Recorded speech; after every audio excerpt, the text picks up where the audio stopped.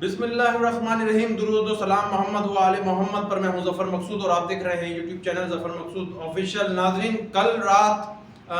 پاکستان سے مفرور ایک اشتہاری مجرم نواز شریف نے جو ہے وہ لندن میں پریس کانفرنس کری، اور اس پریس کانفرنس میں جو پچھلی تاریخ پاکستان مسلم لیگ نون کی اس کو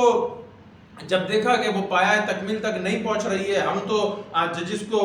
فون پہ کہیں اور ہمارا کام ہو جائے، وہ نہیں ہو رہا۔ ہم چیف جسٹس آف پاکستان کو دبانے کی کوشش کر رہے ہیں، ہم چیف جسٹس آف پاکستان کو جو وہ آئین پر عمل کروانا چاہ رہے ہیں اس سے روکنے کی کوشش کر رہے ہیں۔ تو جب یہ سب کچھ نہیں ہوا، یہاں عطا تارڑ وزیر قانون جو ہے وہ اعظم نذیر تارڑ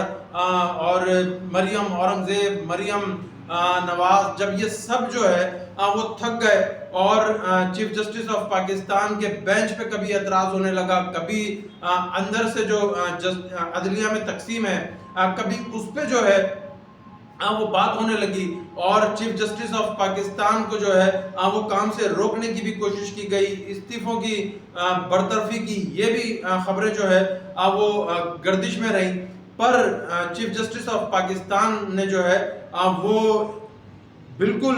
ایک سٹینڈ لیا اور انہوں نے کہا کہ جی آئین پر عمل کروانا ہمارا کام ہے، اور اب 3 رکنی بینچ پیر کو جو ہے اس کیس کی سماعت کر رہا ہے۔ تو پیر کو چیف جسٹس آف پاکستان 3 رکنی بینچ جس میں اعجاز الحسن صاحب اور جسٹس منیب اختر شامل ہیں، یہ بینچ سماعت کرے گا۔ سیکرٹری جو ہے دفاع ان کو بھی نوٹس کر دیا ہے، سیکرٹری خزانہ کو بھی جو ہے وہ نوٹس کر دیا ہے، اور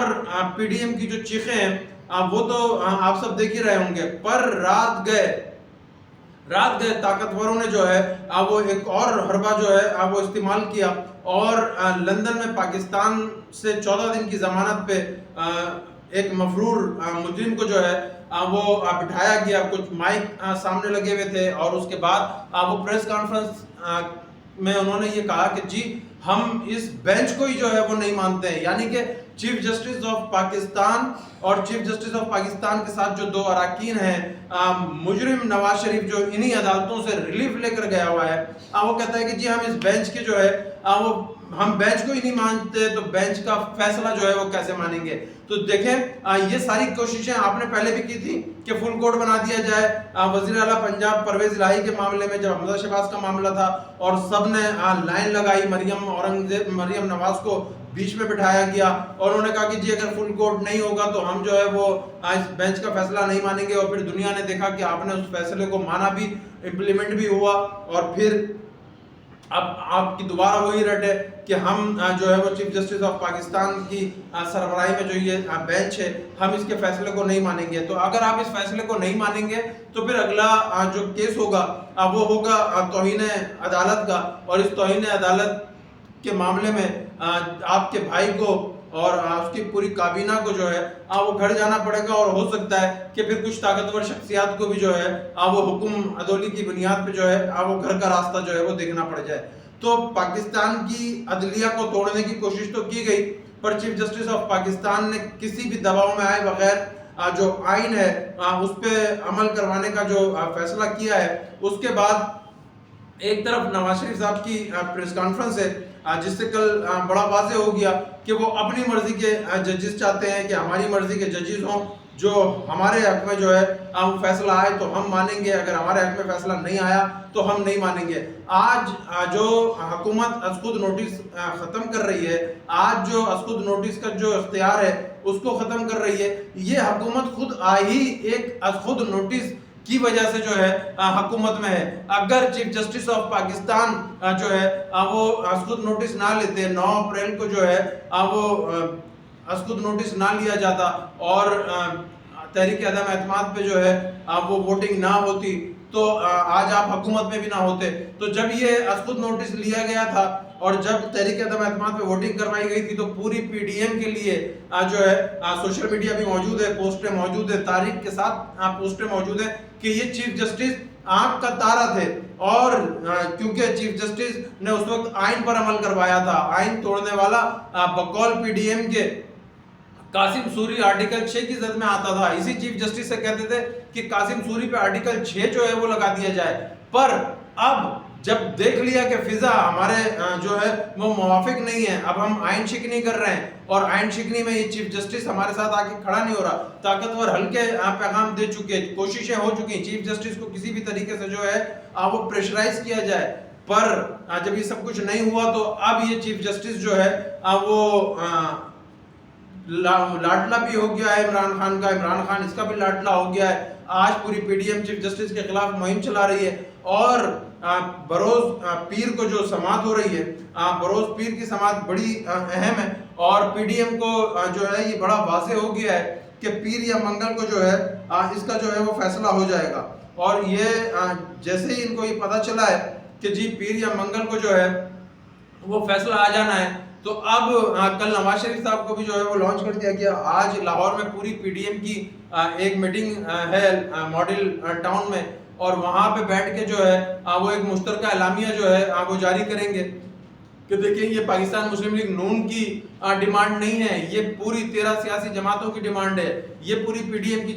ڈیمانڈ ہے۔ اس میں فضل الرحمان صاحب موجود ہیں، اس میں پاکستان پیپلز پارٹی کے آصف علی زرداری صاحب موجود ہیں، پر پاکستان پیپلز پارٹی میں بھی اب جو ہے جو جمہوریت پسند لوگ ہیں اور جو آئین پر چاہتے ہیں کہ امپلیمنٹ ہو، اب وہ بھی پاکستان پیپلز پارٹی میں ان کی بھی آوازیں اٹھنا شروع ہو گئی ہیں۔ قادر خان بندوخیل نے جو ہے وہ بڑا صاف موقف اپناتے ہوئے ایک ٹی وی چینل کو انٹرویو دیا ہے، تو اسی طریقے سے پاکستان مسلم لیگ نون کے اندر سے جو ہے وہ آوازیں ہیں۔ تو اب اپنی حکومت کو بچانے کے لیے، طول دینے کے لیے، کسی بھی طریقے سے چیف جسٹس کو دبانے کے لیے ہر حربہ جو ہے وہ استعمال کیا جا رہا ہے، اور